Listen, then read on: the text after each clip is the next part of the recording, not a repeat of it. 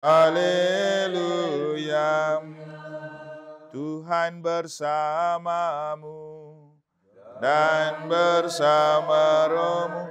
Inilah Injil suci menurut Matius. Dimuliakanlah Tuhan.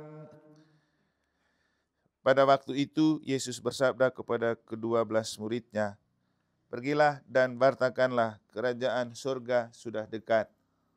Sembuhkanlah orang sakit, bangkitkanlah orang mati, tahirkanlah orang kusta, usirlah setan-setan. Kalian telah memperolehnya dengan cuma-cuma, karena itu berilah pula dengan cuma-cuma. Janganlah kalian membawa emas atau perak atau tembaga dalam ikat pinggangmu. Janganlah kalian membawa bekal dalam perjalanan. Janganlah kalian membawa baju 2 helai, kasut atau tongkat, sebab seorang pekerja patut mendapat upahnya. Apabila kalian masuk kota atau desa, carilah di situ seorang yang layak dan tinggallah padanya sampai kalian berangkat. Apabila kalian masuk rumah orang, berilah salam kepada mereka. Jika mereka layak menerimanya, salammu itu turun kepadanya.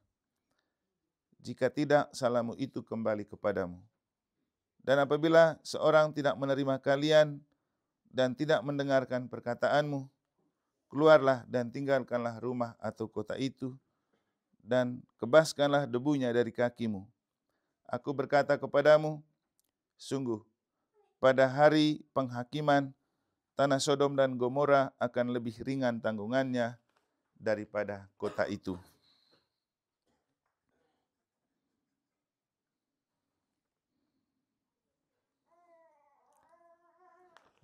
Demikianlah sabda Tuhan. Terpujilah Kristus.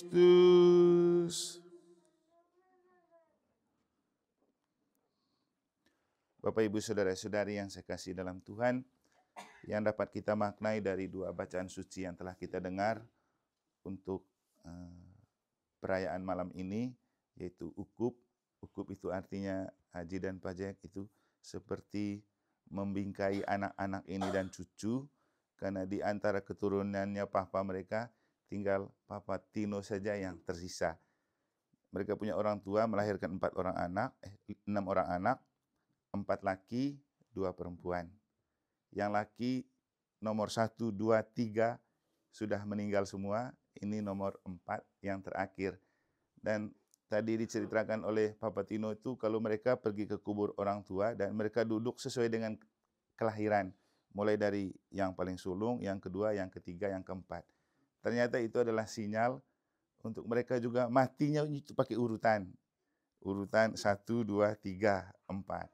Itulah kemudian kenapa malam ini dimaknai, disisakan si bungsu supaya si bungsu ini melanjutkan tugas dari bapak-bapak yang lain agar menjaga kehidupan yang telah diwariskan. Nah, kalau kembali ke cerita tentang 2 orang kakek nenek ini dulu, menurut ceritanya Papa Tino, dulu mereka bertemu juga di gereja waktu mereka pelajaran agama di paroki. Jadi Bapak Fransiskus ini jadi pembina, nenek Susana Membus ini orang yang dibina, lalu kecantol, jatuh hati, kemudian mereka jadi. Nah, beberapa saat lalu saya dimintain untuk ikut sedikit menulis tentang Monsinyur Datus sebagai anak paroki di Loce. Dan yang menarik untuk saya untuk dimaknai itu, ketika saya berasal dari paroki Santo Fransiskus Loce, ditabiskan di paroki Santo Fransiskus Xavierus Kute, yaitu kemudian cucu dari Bapak Fransiskus Gahol.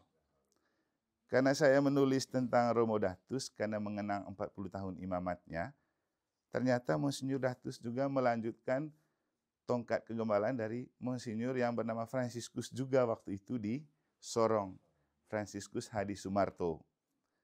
Untuk kita maknanya, kekuatan doa dari kakek Ngao yang berpelindungkan Fransiskus itu sangat-sangat kuat, sehingga Monsinyur Datus juga ingat betul anak dan cucunya Manggao. Waktu ketemu Suster Kori di Sorong beberapa bulan lalu, bulan Juni kan, dia menitipkan salam khusus dari Monsinyur Datus untuk anak cucunya Manggau.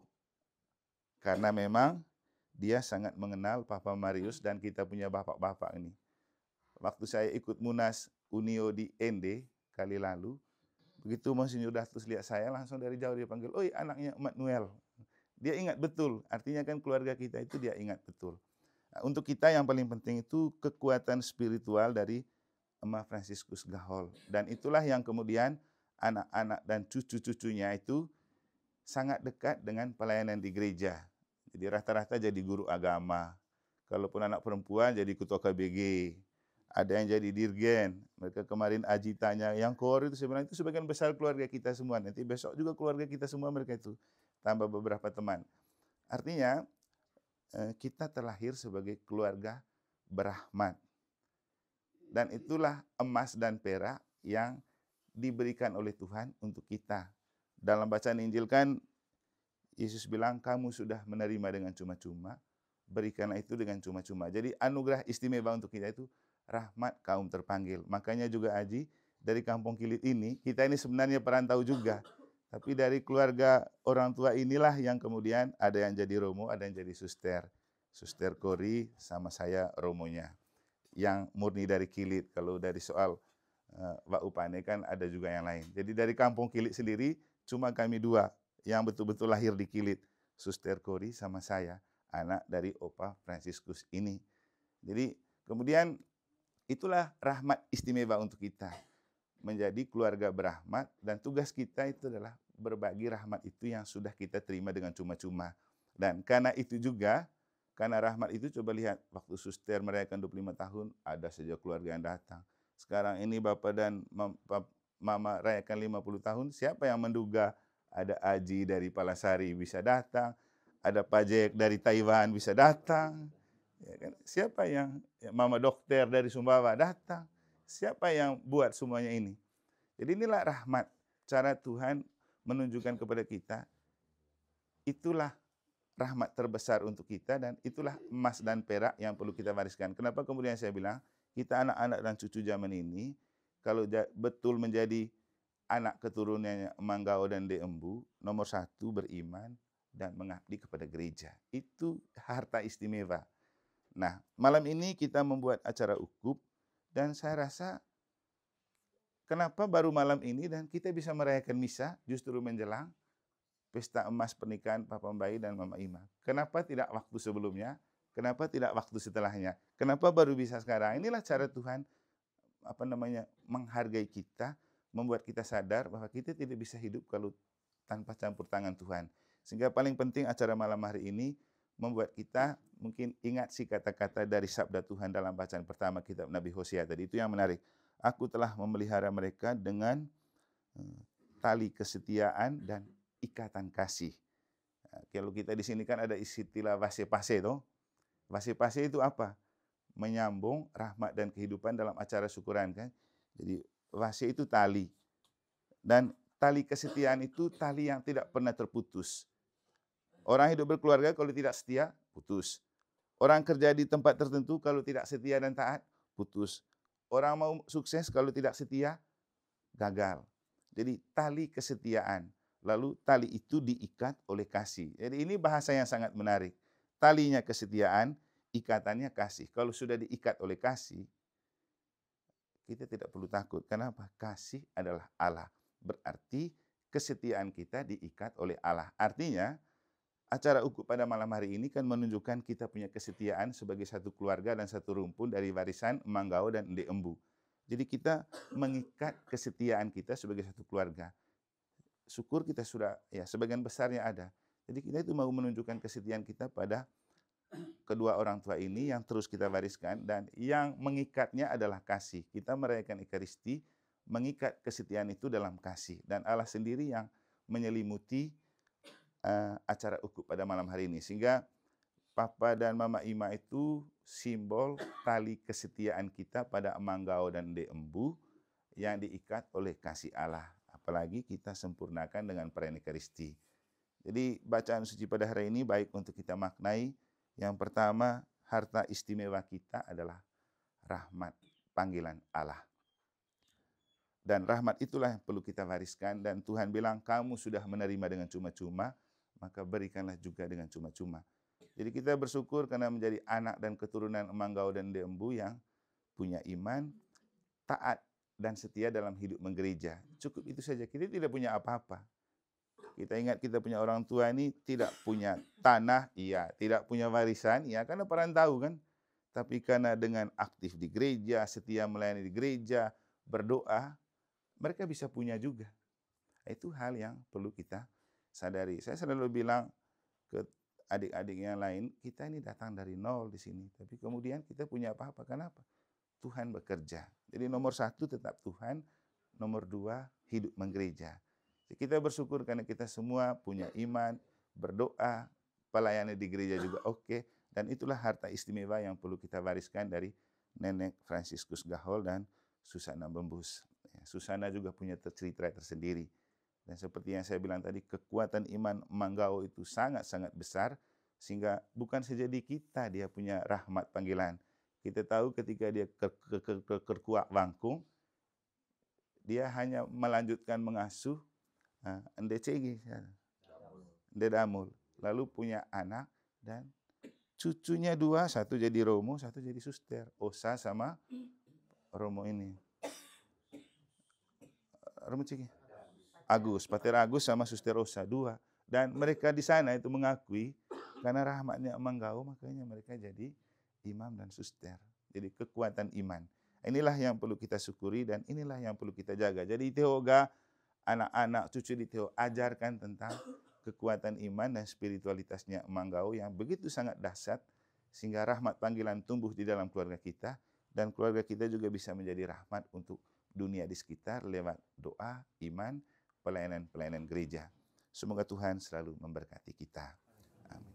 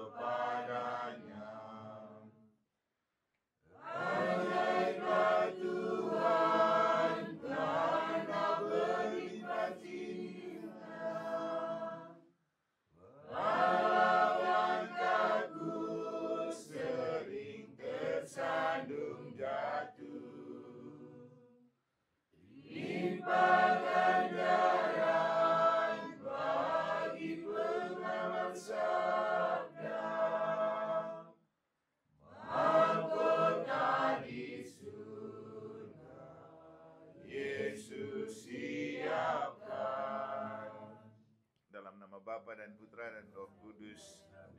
Amin. Rahmat Tuhan kita Yesus Kristus, cinta kasih Allah dan persekutuan Roh Kudus bersamamu.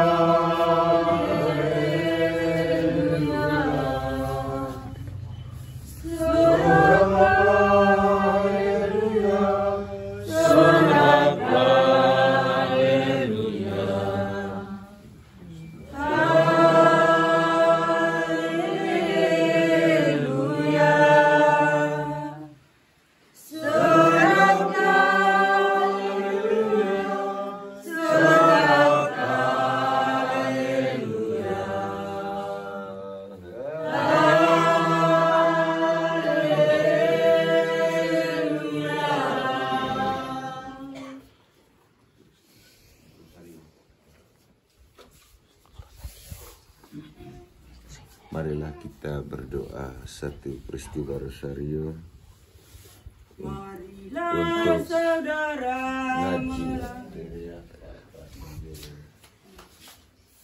untuk memuji dan memuliakan nama Bunda Maria karena ia selalu membimbing dan menyertai kita dalam segala macam cara untuk bisa mensukseskan acara kita sejak hari ini sampai hari besok. Bapa kami yang ada di surga, dimuliakan namamu, datanglah kerajaanmu, jadilah kehendakmu seperti di surga. Berilah kami kepada hari ini dalam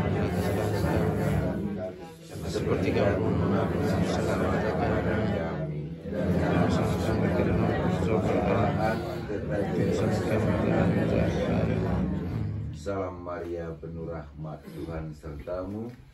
Terpujilah engkau di antara wanita dan terpujilah buah tubuhmu Yesus. Santa Maria, Bunda Allah, doakanlah kami berdosa sekarang pada waktu kami mati. Salam Maria, penuh rahmat, Tuhan sertamu. Terpujilah engkau di antara wanita dan terpujilah buah tubuhmu Yesus. Santa Maria, Bunda Allah, doakanlah kami berdosa sekarang pada waktu kami mati. Amin. Salam Maria, penuh rahmat, Tuhan sertamu. Terpujilah engkau di antara wanita dan terpujilah buah tubuhmu Yesus. Santa Maria, Bunda Allah, doakanlah kami berdosa sekarang pada waktu kami mati. Amin. Salam Maria, penuh rahmat, Tuhan sertamu. Terpujilah engkau di antara wanita dan terpujilah buah tubuhmu Yesus. Santa Maria, Bunda Allah, doakanlah kami berdosa sekarang pada waktu kami mati. Amin. Salam Maria, penuh rahmat, Tuhan sertamu. Terpujilah engkau di antara wanita dan terpujilah buah tubuhmu Yesus. Santa Maria, Bunda Allah, doakanlah kami berdosa sekarang pada waktu kami mati. Amin. Salam Maria, penuh rahmat, Tuhan sertamu. Terpujilah engkau di antara wanita dan terpujilah buah tubuhmu Yesus. Santa Maria, Bunda Allah, doakanlah kami berdosa sekarang pada waktu kami mati. Amin. Salam Maria, penuh rahmat, Tuhan sertamu. Terpujilah engkau di antara wanita dan terpujilah buah tubuhmu Yesus. Santa Maria, Bunda Allah, doakanlah kami berdosa sekarang pada waktu kami mati. Salam Amin. Maria, penuh rahmat, Tuhan sertamu. Terpujilah engkau di antara wanita dan terpujilah buah tubuhmu Yesus. Santa Maria, Bunda Allah, doakanlah kami berdosa sekarang pada waktu kami mati. Amin. Salam Maria, penuh rahmat, Tuhan sertamu. Terpujilah engkau di antara wanita dan terpujilah buah tubuhmu Yesus. Santa Maria, Bunda Allah, doakanlah kami berdosa sekarang pada waktu kami mati. Amin. Kemuliaan kepada Bapa, Putra dan Roh Kudus. Terpujilah keluarga kudus, Yesus, Maria dan Santo Yosef. Yesus yang maha baik,